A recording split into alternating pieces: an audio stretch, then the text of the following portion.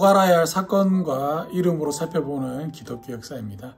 오늘은 1500년대부터 1609년까지 종교개혁 시대에 대해서 조금 살펴보고자 합니다. 이 시기를 제목으로 붙이자면 새롭게 타오르는 희망, 종교개혁이다 이렇게 볼 수가 있겠습니다. 먼저 꼭 알아야 할 사건들입니다. 모스크바가 동방 종교의 중심부라고 주장하다. 1448년에 러시아 정교회 기독교인들은 자신들의 대주교를 뽑아서 플로렌스 공회에 항거하였습니다.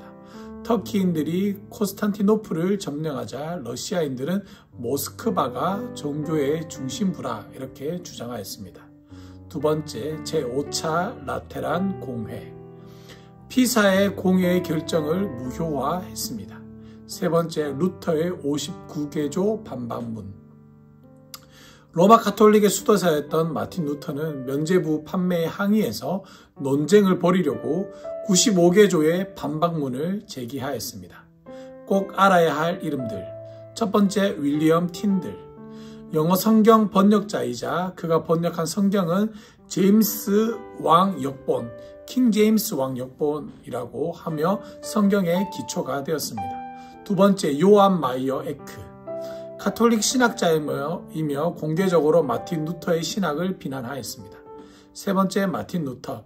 독일의 종교개혁가이며 믿음을 통해 은혜에 의한 구원을 강조하였습니다. 이신칭의입니다. 네 번째, 마틴 부처. 마찬가지로 독일의 개혁가이며 성만찬에 관한 루터와 쯔빙글리 주장 사이의 중도적 입장을 찾으려고 시도한 사람입니다. 다섯 번째, 장 칼뱅. 개신교 종교개혁 체제를 제시한 신학자입니다. 여섯 번째, 데오로도 베자. 칼뱅의 후계자로 제네바 교회의 지도자입니다. 마틴 루터는 1511년경에 자신의 죄와 그리고 한 번 기도하면 6시간 이상을 죄에 씨름하며 또 죄를 고백하게 하는 하나님의 거룩함을 크게 깨달았습니다. 그는 죄책감으로부터 자유롭지 못했는데요. 그의 문제는 늘 이거였습니다. 어떻게 해야 누구든지 하나님을 기쁘시게 할 수 있을까? 그는 하나님의 의라는 로마서 1장 17절 9절을 연구하면서 그 문제 때문에 심각한 어려움을 겪어야만 했습니다. 루터는 결국 에라스무스가 발간한 그리스어 신약 성경에서 그 해답을 발견했는데요. 루터는 바울의 서신서들을 읽다가 의라는 것이 의를 유지하는 조건만이 아니라 누군가를 의롭다라고 선언하는 행위라는 것을 깨달았습니다. 하나님은 죄인들에게도 의로움을 주실 수 있다는 것이었죠. 이 의는 하나님의 선물로, 다시 말하자면 예수 그리스도를 믿는 사람은 누구에게나 하나님의 의가 주어지고 그 의를 받은 사람은 누구나 하나님 앞에 의롭다함을 덧입을 수가 있다는 것을 발견했습니다. 그래서 사도 바울은 이렇게 기록합니다. 복음에는 하나님의 의가 나타나서 믿음으로 믿음에 이르게 하나니 기록된 바 오직 의는 믿음으로 말미암아 살리라 함과 같으니라. 로마서 1장 17절의 말씀입니다. 수년 동안 마틴 루터는 평안을 찾으려고 헤매었습니다.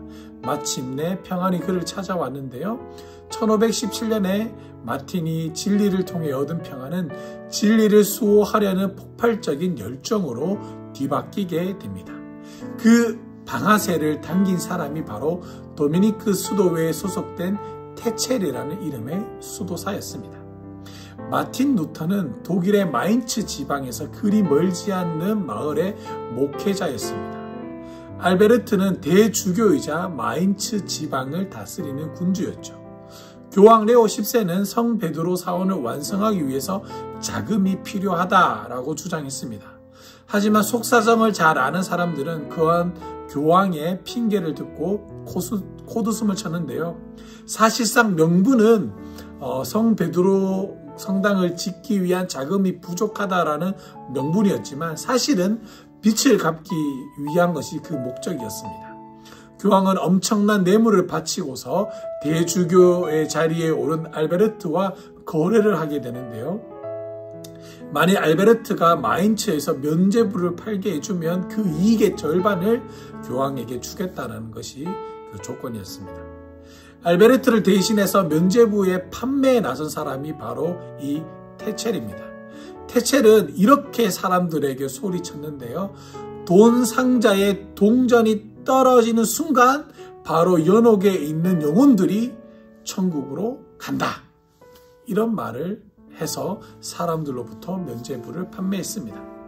교회의 권력이 돈벌이에 사용하고 있는 테첼 때문에 루터는 분노하게 됩니다. 결국 루터는 그 면죄부 판매 담당자와 토론을 벌이기로 결심했습니다. 그래서 그는 95개조의 반박문을 작성하기 시작했습니다. 1517년 10월 31일 루터는 자신의 95개조 반박문을 비텐베르크 교회 정문에다가 못 박았습니다. 2개월이 지난 뒤에 루터는 신성 로마 제국으로부터 서신 한 통을 받게 되는데요. 그 서신의 내용은 안전을 책임지겠으니 와서 자신이 기록한 저서에 대해서 답변하라는 것이었습니다. 루터는 갈등하게 되죠. 만약에 루터는 황제의 칙령을 받아서 그 제국회의에 참석하게 되면 목숨이 위태로울 거라는 사실을 직감하게 됐습니다. 왜냐하면 지난 1세기에도 야누스가 황제로부터 자신의 신변을 보호받았지만 야누스가 주교들에 의해서 추기경들에 의해서 죽게 되는 것을 보았기 때문이었습니다. 하지만 루터는 거부하지 않았죠. 루터는 참석하겠다라고 답변을 하고 참석하려고 가고 있었지만 프리드리 공작이 그를 도와서 병사들이 그 루터를 지켜주고 또 루터가 어디로 이동했을 때는 그 루터가 타고 있던 그 마차를 습격해서 루터를 안전한 성에다가 이렇게 납치해서 모시고 있었던 그런 사랑이 지속되었습니다. 그렇게 루터는 10개월가량을 어떠한 성에 숨어 있었는데요. 당시에 루터의 사상을 받아들인 시토 수녀회의 수녀들이 자신들의 서약을 파기하고 수도원을 떠나기로 결심하였습니다. 수녀들이 수녀원을 떠나는 것은 일종의 큰 중재였는데요. 그렇지만 수녀들은 수도원을 떠났고 루터와 그의 동료들은 그 떠난 수녀들을 도왔습니다. 수녀들 가운데 8명이 결혼하였고 3명은 다시 집으로 돌아가는데요. 단 한 사람, 성격이 매우 급하고 붉은 머리를 가진 26세의 수녀 카타리나는 루터와 결혼하게 됩니다. 자, 1525년 3월에 카타리나는 자신이 루터와 결혼할 수 있다라는 말을 하게 되었는데요. 어쩌면 이 말이 농담 반 진담이었을 수도 있습니다. 왜냐하면 이때 당시 루터의 나이가 46세였고 결혼에 대해서는 그리 루터는 관심이 없었기 때문입니다. 하지만 루터는 카탈리나와 결혼하기로 결심을 하는데요. 그것은 바로 3가지 이유에 있어서였습니다. 첫 번째는 자신의 결혼은 하나님, 아버지를 기쁘시게 하는 거고, 두 번째는 교황의 마음을 흔들어 놓을 수가 있고, 세 번째 자신의 이름을 후대에 남길 수 있기 때문이라는 이 3가지의 이유 때문에 루터는 카탈리나와 결혼을 하게 됩니다. 루터는 이 카탈리나와 결혼하면서 이런 말을 남겼는데요. 나는 카탈리나를 프랑스와도 바꾸지 않을 것이다. 왜냐하면 하나님이 그녀를 내게 주셨고 다른 여자들보다 훨씬 더 나쁜 결점을 지니고 있기 때문이다. 이런 말을 남겼다라는 겁니다. 다른 말로 하면 진짜 최고의 고백이죠. 루터 주위에는 수많은 사람들이 있었고 아름다운 사람이 있었지만 왜 카탈리나와 결혼했냐면 하나님이 자신에게 가장 단점이 많은 여자를 보내줬기 때문에 이 여자와 결혼한다는 겁니다. 여러분들도 남자라면 이런 아름다운 여성을 만났을 때 아담처럼 이는 내 뼈 중에 뼈요 살 중에 살이라 라고 고백하는 것도 좋지만 가장 단점을 많이 가진 여자였기 때문에 내가 그와 결혼한다. 이런 멋진 고백도 한번 해봤으면 좋겠습니다. 루터가 95개조의 반박문을 교회에 내걸고 얼마 지나지 않아서 스위스 치리의 시민들 역시도 교회의 권위를 거역하고 교회의 가르침을 공공연히 무시하기 시작하였습니다. 이 스위스의 종교개혁자 쯔빙글리가 대표적인 인물인데요. 이 쯔빙글리와 또 독일의 개혁자 루터는 서로 만나지는 못했지만 서신 정도는 서로 주고받았던 것으로 추측해 볼 수가 있습니다.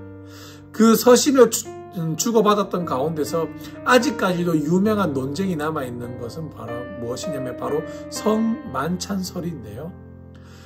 쯔빙글리는 예수님의 성만찬설을 기념설로 그냥 하나의 기념하기 위한 기념설로 이해했는 반면에 루터는 그렇지 않다라고 이야기하게 되죠. 하지만 서로 주장은 달랐지만 한 가지 공통된 점은 있었는데 그것이 무엇이었냐면 한 가지 공통된 점은 뭐였냐면 바로 로마 카톨릭이 이야기하는 화채설은 서로 같이 부정했다는 겁니다. 이 화채설은 뭐냐면 지금은 눈에 보이는 떡과 포도주이지만 이 성찬식을 거행하게 되면 이 떡은 예수님의 몸으로 변하게 되고 포도주는 예수님의 피로 변하게 된다는 것이 화채설입니다. 루터와 쯔빙글리는 이것을 같이 부정했는데요. 쯔빙글리는 그러면서 부정했고 쯔빙글리는 기념설을 주장했고 루터는 공제설을 주장하게 되었습니다. 1534년 또 다른 법률가가 등장하게 되는데요. 이 사람은 파리 대학교를 막 빠져나온 르네상스적 인문주의자로 그의 이름은 장 칼뱅입니다. 몇 개월 전에 칼뱅은 친구를 도와서 한 연설문을 작성했는데요. 칼뱅은 거기에서 루터와 에라스무스의 주장을 일부 포함시켰습니다. 그 연설은 프랑스 정부를 격노케 만들었고 장 칼뱅은 어쩔 수 없이 도망치는 신세가 되고 말았습니다. 그로부터 얼마 지나지 않아서 칼뱅은 개신교도이자 그리스도인이 되었습니다. 칼뱅은 처음에는 자신의 고향인 프랑스 노용으로 몸을 피했습니다. 그러다가 다시 노용에서 스위스로 옮겨가게 되죠. 그는 스위스에서 처음으로 프로테스탄트의 체계적인 신학 작품인 기독교 강요를 집필하였습니다. 이 기독교 강요가 출판되자마자 칼뱅은 개신교들의 도시인 스위스의 스트라부르크로 옮겨가기로 결정하게 됩니다. 그곳에 가는 도중에 전쟁을 만나는 바람에 그는 방향을 동쪽으로 틀어서 제네바로 가게 되는데요. 그는 그곳에서 처음에는 하룻밤만 묵어갈 생각이지만 예기치 않았던 하나님의 섭리는 그 후로 이곳을 영원한 칼뱅의 안식처로 만들어지게 되었다는 것입니다. 하룻밤만 스위스의 제네바에서 묵어가겠다라는 칼뱅의 생각은 파넬이라는 이름의 설교자를 만나면서부터 빗나가기 시작합니다. 파넬은 이미 제네바에서 이 개혁 사상을 전파하고 있던 인물이었는데요. 칼뱅의 동료 가운데 한 사람이 파넬에게 이 칼뱅이 그렇게 유명한 기독교 강요를 저술한 인물이라는 것을 알려주었습니다. 그날 밤에 파넬은 아무런 연락 없이 이 칼뱅이 묵고 있는 여관을 찾아왔습니다. 파넬은 칼뱅에게 간곡히 부탁했습니다. 여기를 떠나지 말라고. 제네바는 당신처럼 재능이 있는 사람이 필요하다 이렇게 이야기했지만 칼뱅은 완강했습니다. 왜냐하면 칼뱅은 그냥 휴식이 필요하기 때문에 왔다라는 거예요. 그러자 파넬이 벌컥 화를 내면서 이렇게 소리칩니다. 만일 당신이 그런 상황을 외면하고 연구를 할 요양으로 또는 휴식이나 안정을 취하기를 원한다면 하나님의 저주가 임할 것이다. 이 말을 듣자 칼뱅은 어쩔 수 없이 제네바에 더 머물기로 결정합니다.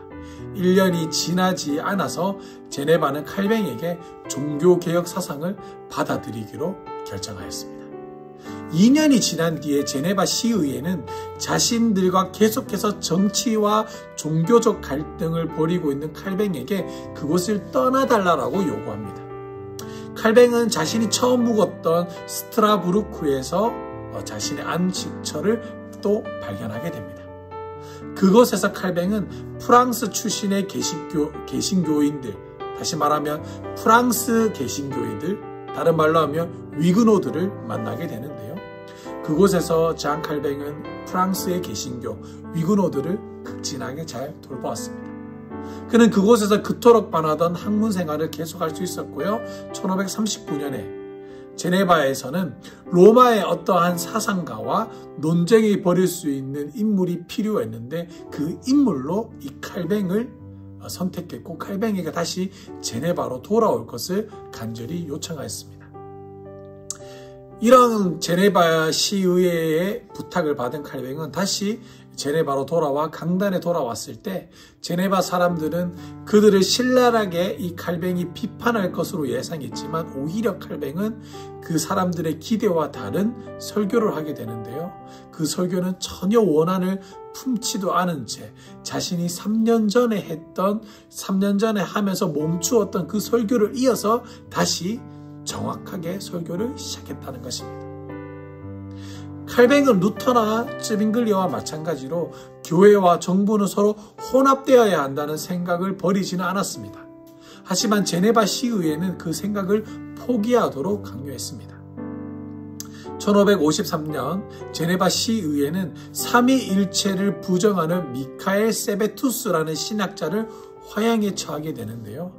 정부가 이 신학적인 진리를 강요할 수 없다라는 급진적 생각에서 비롯된 이 운동 때문에 결국에는 또 마찰을 겪게 된다는 겁니다. 자, 이렇게 급진적 생각이 비롯된 운동이 벌어진 곳이 바로 쯔빙글리가 활동하던 취히리였는데요. 이 취히리의 사제들은 여전히 라틴식으로 성만찬을 집례해야 된다라고 이렇게 주장했고요. 펠릭스 만주 역시도 그 중에 하나였습니다. 펠릭스 만주는 가정에서 매주 성경 공부를 진행하기로 마음을 먹었고요. 펠릭스와 스위스 형제들이라는 이름을 가진 동료들은 전혀 예상치 못한 결론에 도달하게 됩니다. 그게 뭐냐면 그들이 모여서 성경을 연구하면서 공부하다가 깨달은 게 뭐냐면 신약 성경은 결코 유아 세례를 지시한 적이 없다라는 것을 발견하게 되죠. 그래서 1524년에 스위스 형제들은 공개적으로 유아 세례를 비난하게 됩니다. 1522년 어느 스위스 형제 하나가 친구들에게 요청하는데요. 그 요청의 내용은 이거였습니다.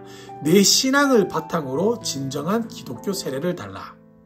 자, 이렇게 요청했을 때 삼위일체 하나님의 이름을 따라 물이 그의 머리에 부어졌고 계속해서 펠릭스를 비롯한 스위스 형제들이 한 사람 한 사람씩 신자들이 세례를 받기 시작합니다. 이 신자들이 받았던 세례를 가르쳐서 뭐라고 얘기했냐면 제세례파라고 이야기합니다. 왜 제세례파라고 얘기했냐면 이미 세례를 받았는데도 불구하고 다시 신앙적 고백을 통해서 다시 신앙을 받았다. 2번 세례를 받았다라고 이야기를 하기 때문에 제세례파. 또 다른 말로 하면 아나베프티스트라고 명칭으로 불려지게 됩니다. 그날 밤 취히리 시에는 이 제세례파 혹은 아나베프티스트라는 이 단체를 추방하기로 결의하는데요. 이 제세례파들은 우선 가까운 마을로 몸을 피했습니다. 하지만 어디에도 안전한 곳이 없었죠. 결국 펠릭스 만주는 체포되어 투옥되고요. 5개월 동안 감옥 생활을 하다가 결국에는 그는 탈옥하지만 다시 1526년 10월에 붙잡히고 맙니다. 그는 사형이 언도되었는데 그 죄명은 그는 그리스도를 영접하려는 이들을 모아서 세례를 명목으로 다시 결집시켰다라는 명목으로 그는 사형에 처해지게 됩니다. 만주는 시커 사람들로부터 조롱을 당하고 난 뒤에 물로 중익을 당하고 말하는데요. 그가 죽일 때 유명한 이러한 말을 남겼습니다. 무슨 말이냐면 내 영혼을 당신 손에 맡깁니다. 이러한 말을 하고 결국에는 죽게 됩니다. 자, 이 펠릭스 만주는 로마 카톨릭과 무관하게 개신교인들에게 죽음을 당했다는 겁니다. 다시 말하면 제세례파가 카톨릭이 있었고 이 카톨릭으로부터 떨어져 나온 게 개신교잖아요. 이 개신교에 의해서 처음으로 이단으로 취급받고 죽었던 게 바로 이 펠릭 만지스, 제세례파, 아나베프티스트라는 겁니다. 이때부터 이 기독교인, 개신교인의 비극은 또 시작된다라고 이렇게 볼 수 있는데요. 1535년 독일의 베스트팔리아 지방의 민스터에서 제세례파들이 다시 한 번 더 반란을 일으킵니다. 이 반란이 일어나고 난 뒤에 카톨릭이나 개신교 군주들은 제세례파를 다시 한 번 더 크게 박해하는데요. 칼뱅도 이 박해에 동참하게 됩니다. 그래서 어떤 사람들은 칼뱅도 잔인한 살인자라고 이야기하는 이유가 바로 여기 있습니다. 신실한 기독교인이라고 할지라도 칼뱅이 제세례파를 박해하는 데 동참했다는 이유였는데요. 하지만 칼뱅도 마찬가지로 이 제세례파를 학살할 수밖에 없는 이유가 있었는데 뭐냐면 수천 명의 사람이 지옥에 가느니 두세 사람 정도만 화형당하는 편이 옳다, 맞다라고 칼뱅이 생각했기 때문에 이 제세례파의 학살에 칼뱅은 동참했다라는 겁니다. 자, 이 제세례파가 학살의 위기에 처하게 되자 이 제세례파를 구원해 준 사람이 있었는데요. 바로 네덜란드 출신의 설교자 메노 시몬스였습니다. 이 메노 시몬스는 1524년에 사제가 되었는데요. 시몬스는 자신의 임무를 수행하면서 자신이 받은 급료를 가지고 그는 밤마다 동네의 선술집에서 한 손에는 맥주잔을 들고 또 다른 손에는 카드를 잡은 채 밤을 늘 지새웠습니다. 안수를 받은 지 2년이 되자 그는 동료 목회자들에게 새로운 인상을 주려고 시도하였습니다.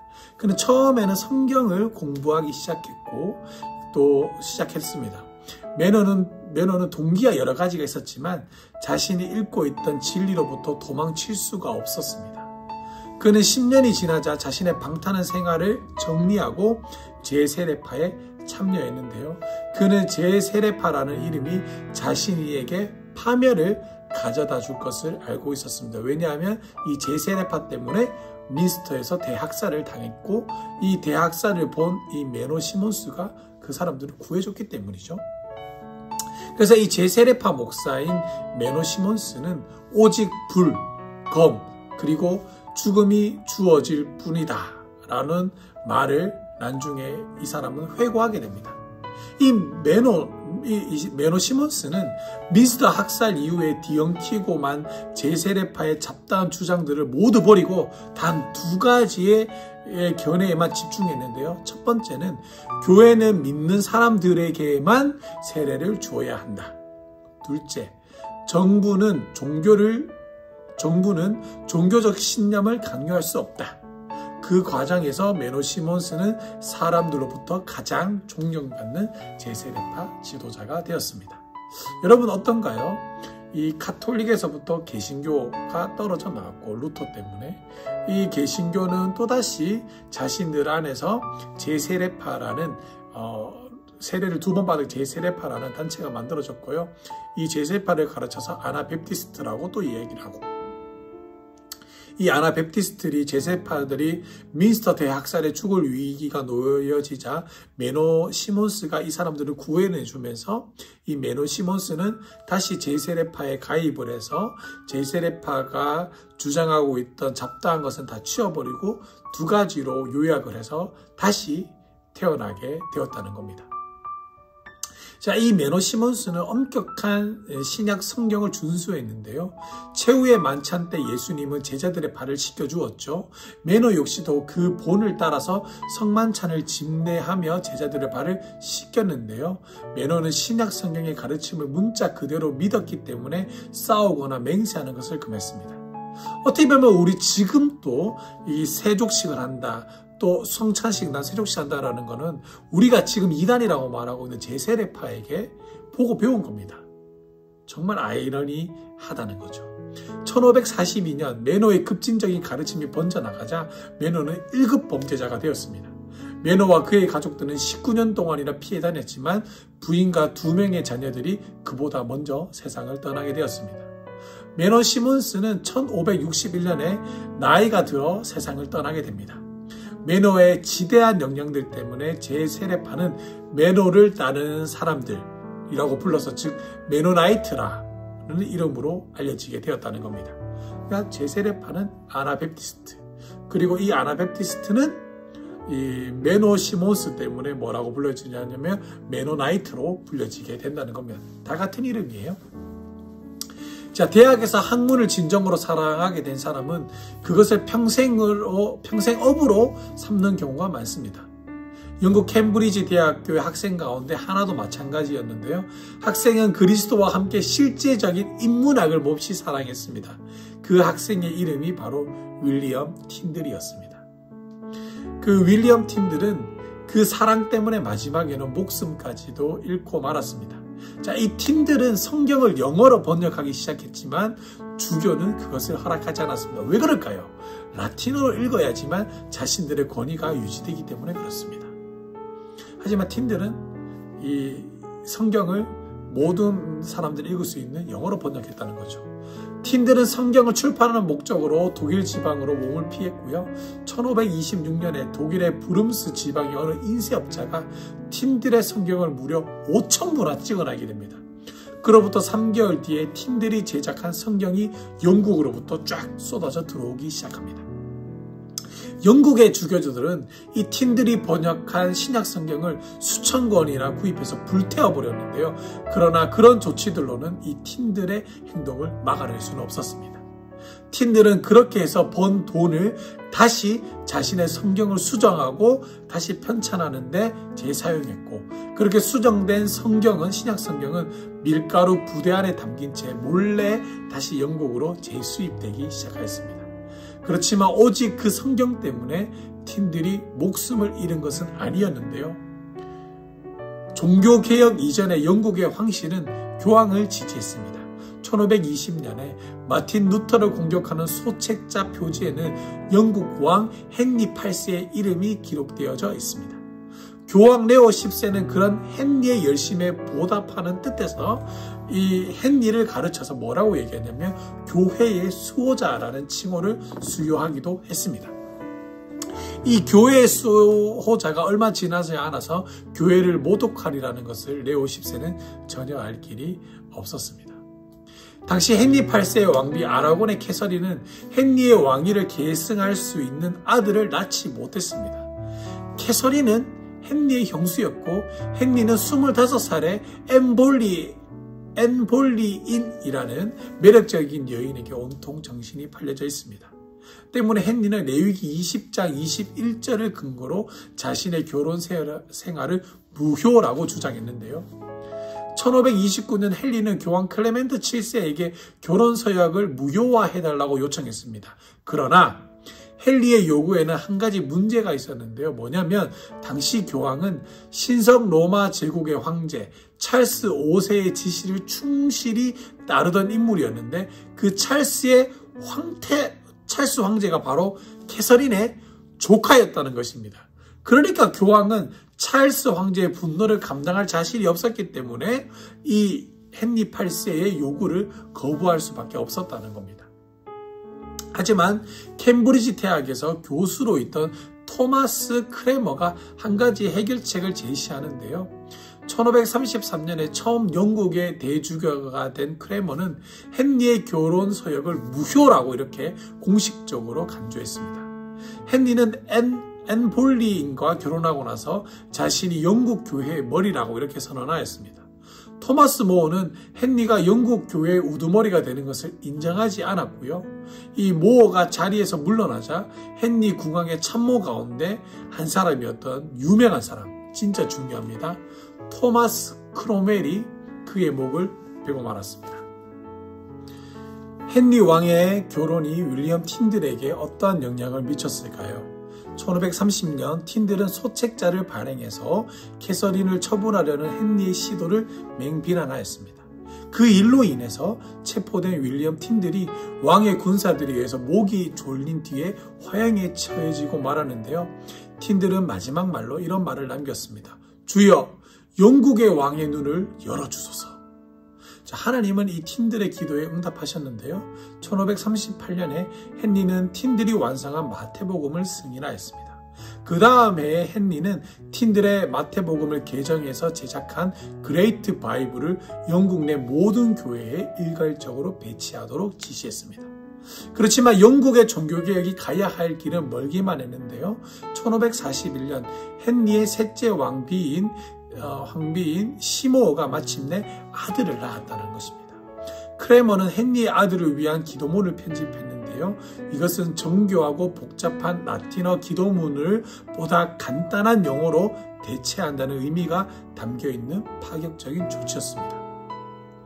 크레머의 기도문은 영국 교회가 로마 가톨릭과 거리를 두게 만든 하나의 사건이었습니다. 헨리의 아들은 1553년에 세상을 떠나고 마는데요. 캐서린이 낳은 헨리의 딸 매틴 튜터가 왕자를 차지하게 됩니다. 그녀는 영국을 과거처럼 가톨릭 국가로 되돌려 놓고 싶어 했습니다. 그녀는 자신과 신앙이 다르다는 이유로 300명이 넘는 개신교 신자들을 처형하는 바람에 이 매튜 헨리를 가르쳐서 피에 메리라는 별명이 붙여지게 됩니다. 살해된 사람들 가운데 대주교 토마스 크레머와 주교 휴 레티머가 포함되어져 있었습니다. 영국이 로마 가톨릭과 개신교 사이에 자리 잡게 된 엠볼리인 왕비의 딸이 있었던 엘리자베스 여왕 때문이었습니다. 그녀는 교회 수장이라는 칭호를 받아들이지는 않았지만 교황의 권위 역시도 인정하려 들지 않았습니다. 그녀는 영국 기도문 안에 가톨릭과 개신교 사상을 모두 다 포함했는데요. 오늘날에도 엘리자베스 여왕이 종교의 정책은 그대로 승계되어서 로마 가톨릭이나 우리가 믿는 개신교와는 성격이 다른 교회, 그래서 성공회라는 그 교회로 지속되고 있다는 겁니다. 그래서 이 성공회는 영국의 성공회는 여왕이 교회의 수장이자 나라의 왕의 역할을 대신한다는 겁니다. 같이 한다는 겁니다.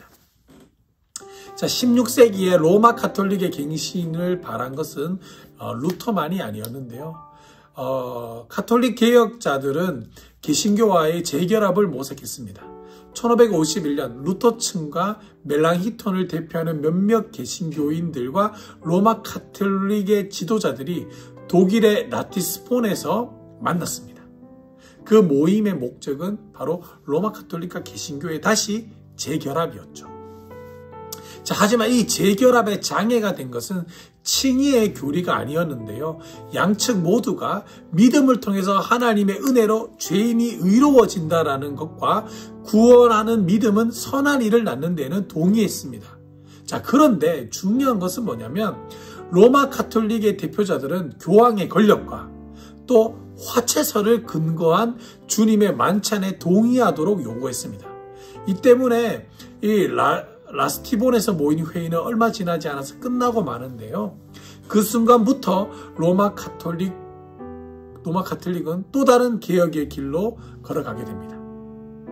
이 또 다른 개혁의 길로 걸어가는 사람 중에 인물이 바로 이그나티우스 로욜라라는 이름을 지닌 병사가 가톨릭 신앙의 새로운 간판이 되었다라는 겁니다. 로욜라를 기억하세요. 이 로욜라는 1521년에 전투에서 큰 상처를 입었습니다. 그는 치료받는 과정에서 토마스 안케피스의 그리스도를 본받아라는 책을 접하게 되는데요. 예수 그리스도에 대한 직접적인 지식을 강조하는 이 캠피스의 사상은 로욜라를 변화시켰습니다.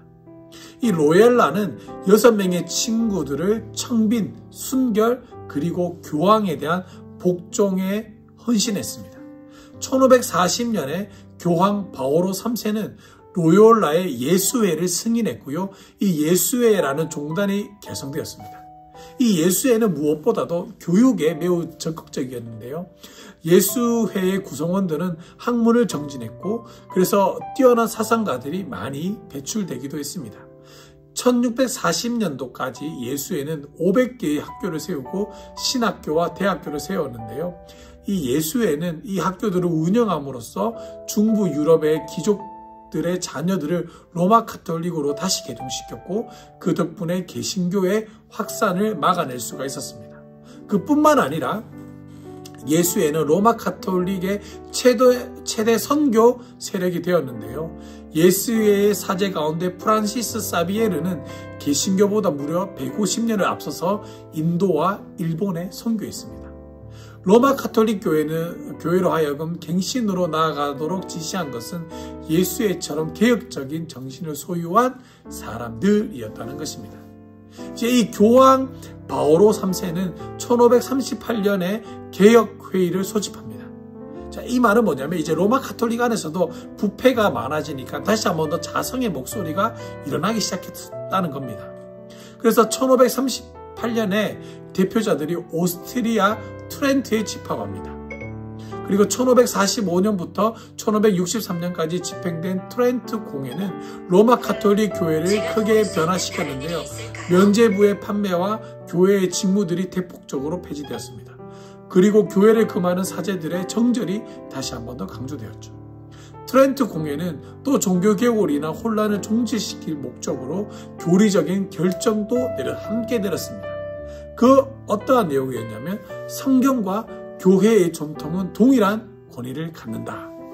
신앙과 행함 모두 구원을 받는데 필수적이다. 그리고 미사는 라틴어로 진행되어야 한다. 이러한 결정들이 400년 동안 지속되고 지금도 지속되고 있다는 것입니다. 그래서 우리 개신교는 성경에 최종 권위를 두는 반면에 로마 가톨릭은 성경과 교회의 전통이 똑같은 권위를 갖는다는 거죠.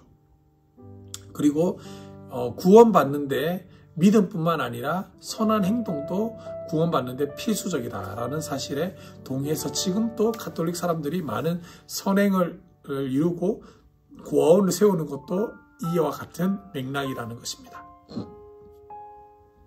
중세 유럽은 시민들의 시각으로 볼 때 로마 주교 아래에 결집된 하나의 기독교 사회였죠.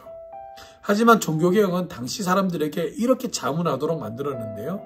모든 사람이 각기 다른 형식의 기독교를 따르면 어떻게 통일된 기독교를 유지할 수 있을까? 이것이 시민들 사이에 널리 퍼져진 질문이었다는 것이었습니다.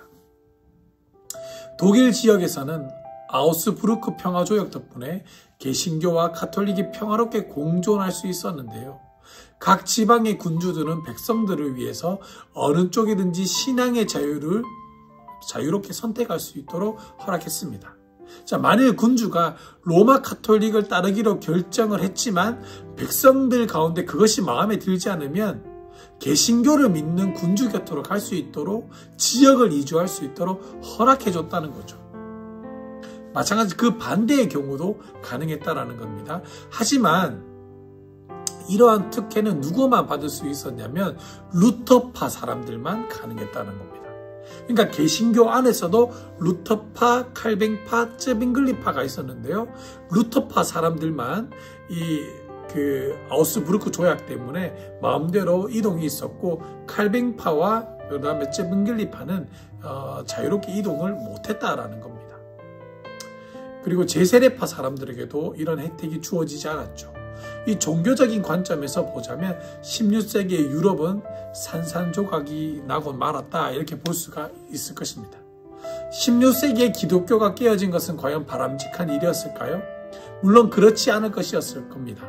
그렇다면 그것은 과연 불가피했을까요? 어쩌면 그럴 수도 있다라고 이렇게 대답할 수도 있겠죠. 교회의 분열로 인해서 수많은 사람들이 하나님의 주권과 성경의 권위 그리고 믿음을 통한 은혜로 인한 구원에 대해서 새롭게 눈을 뜬 것이 사실이기도 하기 때문에 그렇습니다. 분열은 바람직하지 않지만 불가피할 때가 가끔 있죠. 교회의 분열이 하나님을 따르는 사람들에게는 상처가 되기도 했을 테지만 하나님은 또 자신의 영광을 위해서 그렇게 살아가는 사람들을 따로 또 예비하시기도 했다는 겁니다. 그들을 통해서 하나님은 더 큰 사업을 계획하고 있다는 겁니다. 그래서 우리가 기억해야 될 것은 항상 개혁에는 희생이 따르게 된다는 것입니다. 그리고 올바른 소리를 하는 사람, 또 진보적인 색깔을 가지고 있는 사람은 늘 보수적인 사람들로부터 지탄의 대상이 되기도 한다라는 것을 기억하시기를 바랍니다.